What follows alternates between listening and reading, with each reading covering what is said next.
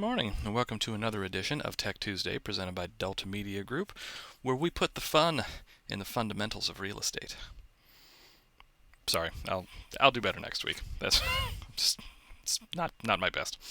So today we are going to take a look at the Customer Center.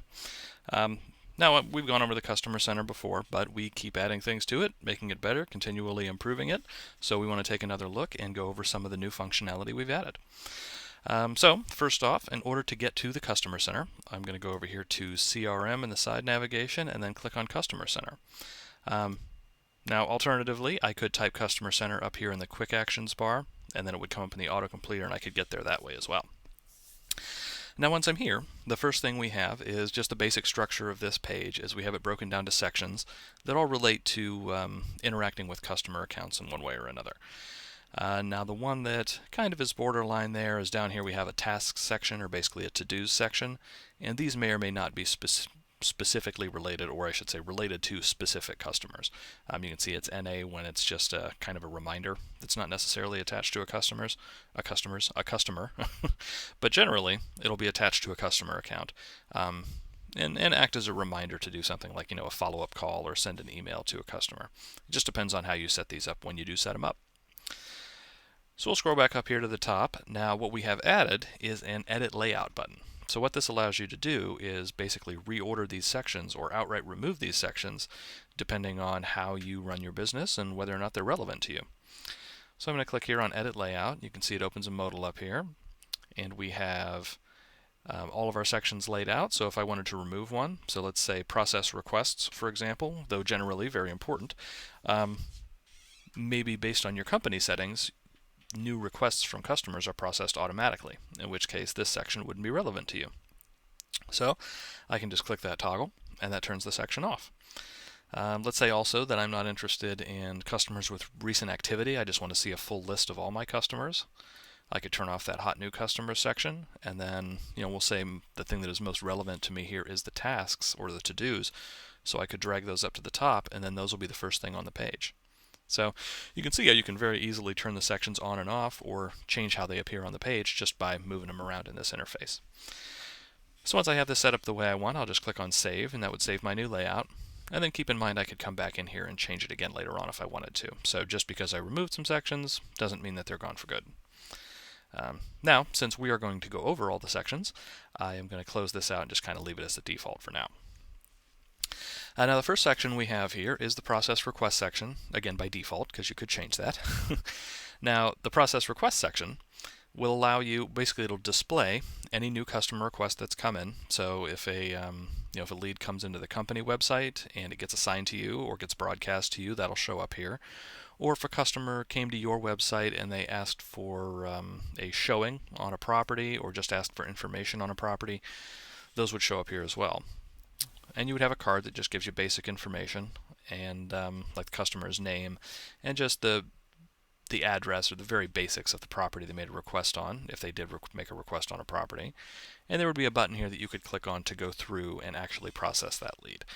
Now we have other videos that go through that in more detail, but just at a high level, processing a request really just means responding to the customer. So the customer asked for information on a property, you would click process here, and then that would give you an interface where you can type out an email response and hit send, and that would mark the request as processed.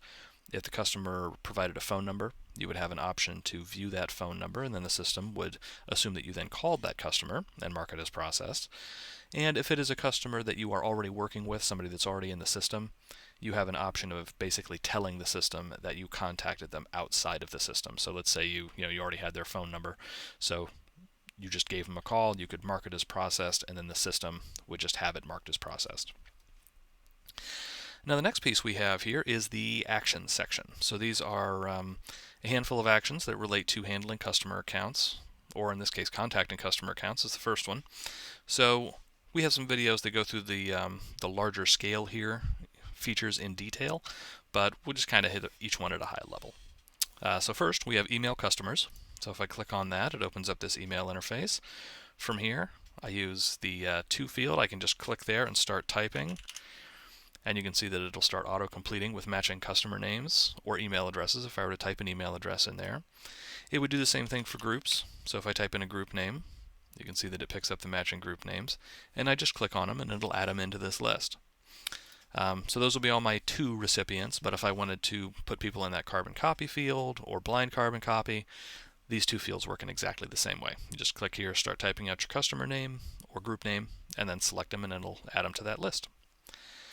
Now the next thing we have here is your email subject, which is exactly what it sounds like. And then lastly is your email content.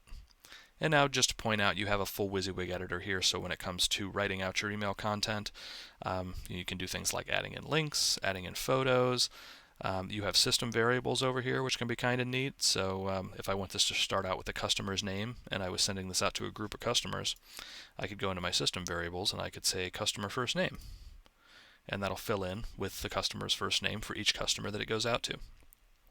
And you can see I've got a number of options there. I can add in my own name, phone numbers, things like that. Now the other thing you can do here that's kind of neat is you can add in a template. So if I go up here to Insert and then choose Templates, you can see I've got a template selected here, so I can select from my templates and it gives me just a preview. There's a picture of a cat. Those are always fun. We have a test platform, so there's always some fun things in there.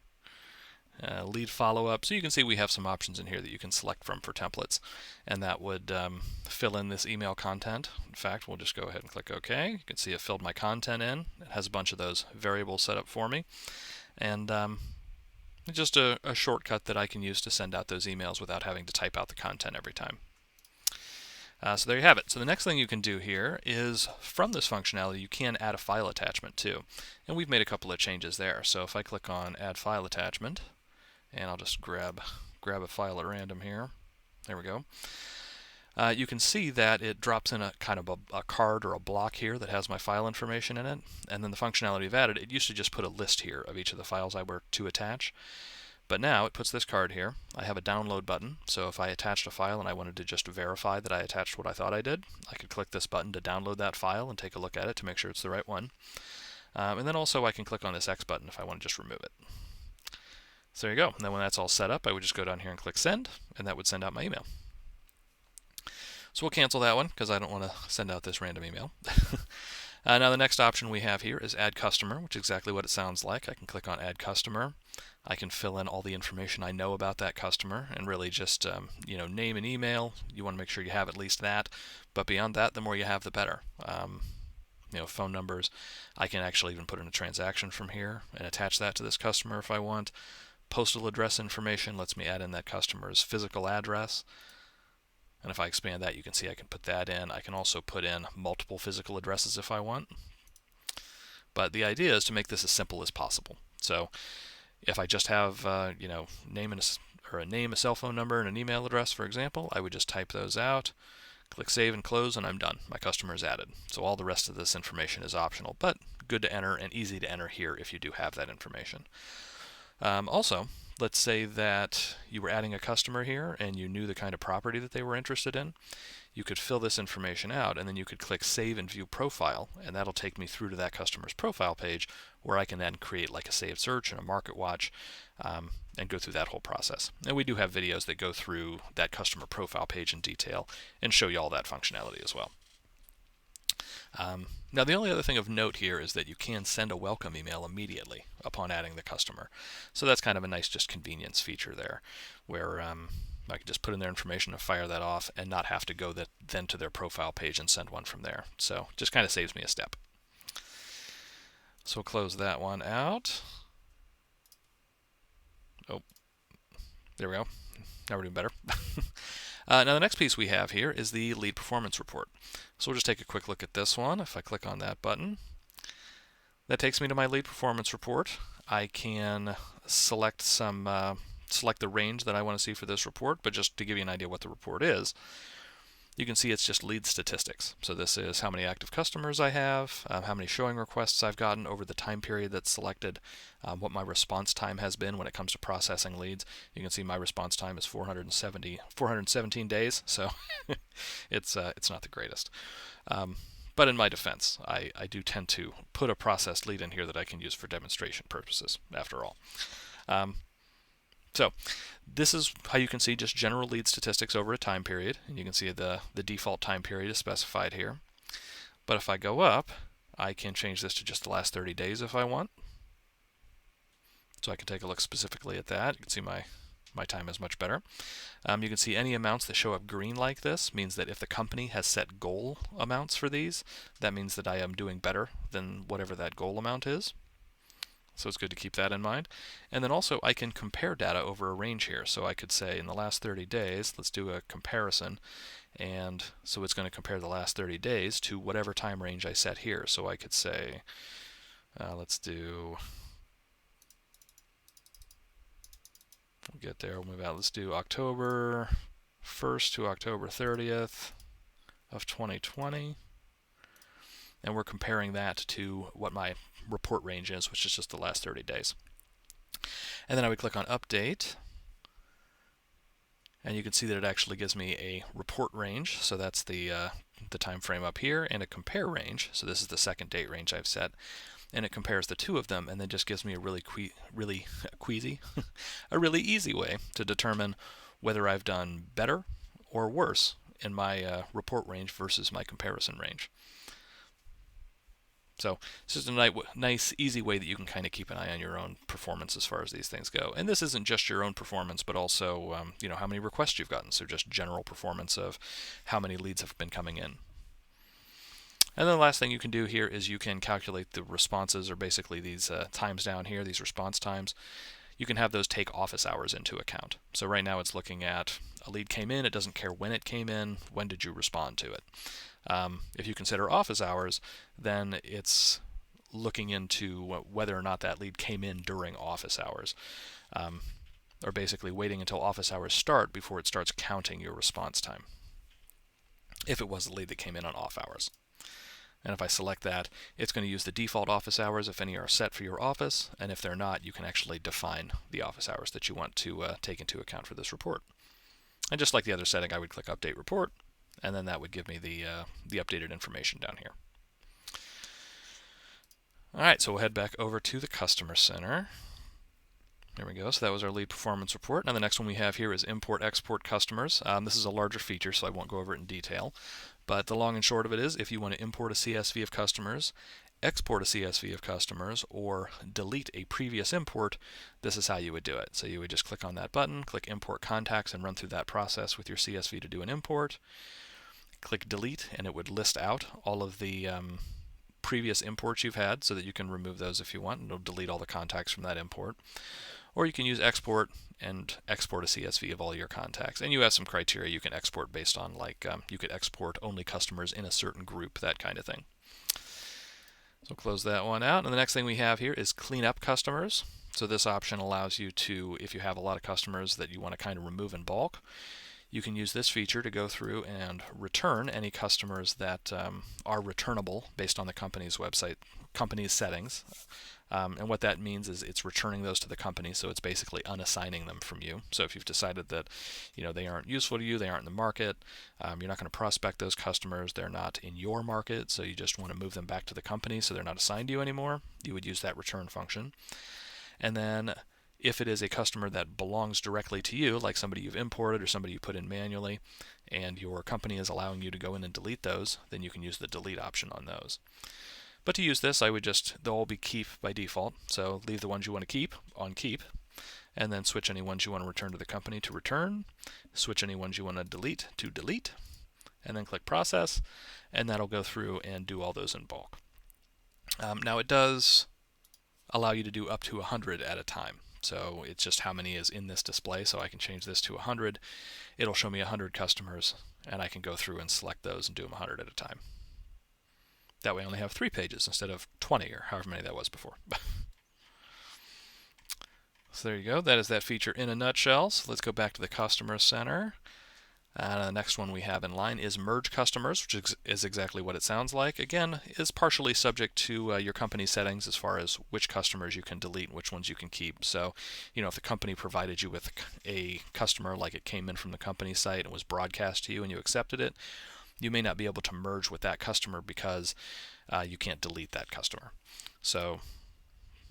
But we'll click on Merge Customers, and you can see it lays out all the different customers here, and I can select who I want to act as the primary, who I want to act as the secondary, and click on merge, and that would then merge that customer or take me through the rest of the merge steps. Now these are kind of similar contacts that the system has found for you. So it did some checking for you to try and find what it believes are potential matches. But then down here, I can merge any two customers, again, based on the company settings. I would just type in a primary customer's name, and it gives me the autocompleter. There we go. So it selected my first one, and then it sees it has another one that it suggests to me, or I could start typing and I would get that autocompleter again. In this case, I'll just select this one and say choose. So there's my two customers. Click merge. Now I decide which field I want to keep from each customer. And then I hit merge contacts, and now they're merged. That's all there is to it. Now if I go back to tools, that takes me back into my customer center. Now the next piece we have here is hot new customers. So these are just customers that have had some recent activity. You can see right now it's filtered by last activity, so it's filtering by new customers, so specifically customers that have been created recently. But I could also filter this down to customers that have recently had a home finder or a saved search email sent to them. Last touched is going to be those that recently have that last touch, or basically the system recently reached out to. Manually created, and then some other options in here. Viewed a home finder, so I could look at only customers that have recently viewed one of those saved search emails. So you can see I can filter this by a variety of ways. And then I can also filter by name. So if I just start typing here, and I'm typing the only customer in here, so but if I just start typing here, it'll filter the list down to only those that match whatever I type into this field. So there we go. And then I have an option here to open the customer in a new window. And what that means is if I were to click on this customer's name, it's going to open that customer's profile page. And you can see it took over my current window to do that. If I had used or had that box checked, it would have opened a new window and opened the customer profile in that new window so that I don't lose where I am on the customer center page, basically. And so we'll head back over to the customer center. See, that was hot new customers. The next piece we have here is customer groups. So this will lay out all of your groups. Now this is all of these blue background groups are the virtual groups. So these are groups that the system has created for you, either because the company's created a virtual group that you can use, or because you just have customers of a certain status. So you can see customers marked as active status. So those are all the customers where my status is set to active. It automatically builds a group for those. And the reason for that is so that if I wanted to send out an email blast to just my closed transaction customers, for example, based on that status, this allows me to do that. And then all marketing customers is essentially everybody that's assigned to you that is capable of receiving email. So anybody that's not inactive is what that comes down to. And then the next ones are active and closed. You can see this one's got a little antenna next to it, so that means it is a pipeline phase group. And then active, this is just a standard group.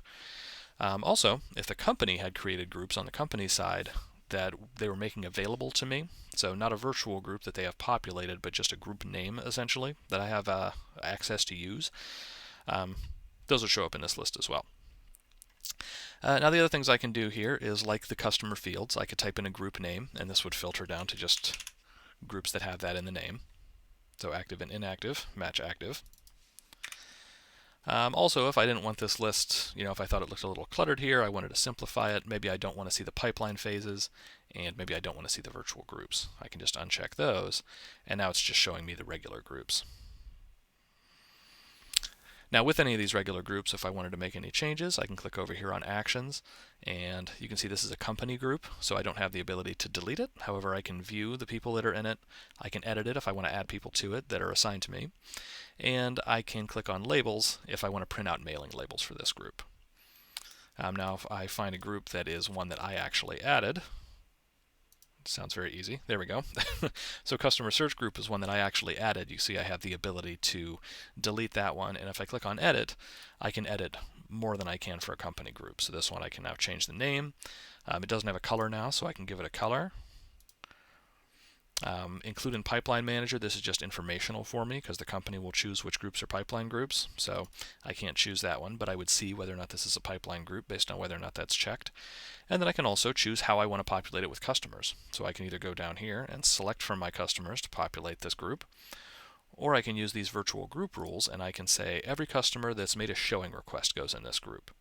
So what this would do is have the system automatically determine which customers go in this group based on whether or not they made a showing request. And that can be very handy for me, because at that point I can say, I could create a showing request group, and then if I want to send an email to everybody who's ever asked me for a showing, then it would be very easy for me to do so. I would just be able to pull up that showing request group in the to field and send out an email to them. So there you go. Once you make any changes here, you just click on Save Group, and that saves all this information. So we will close that guy out.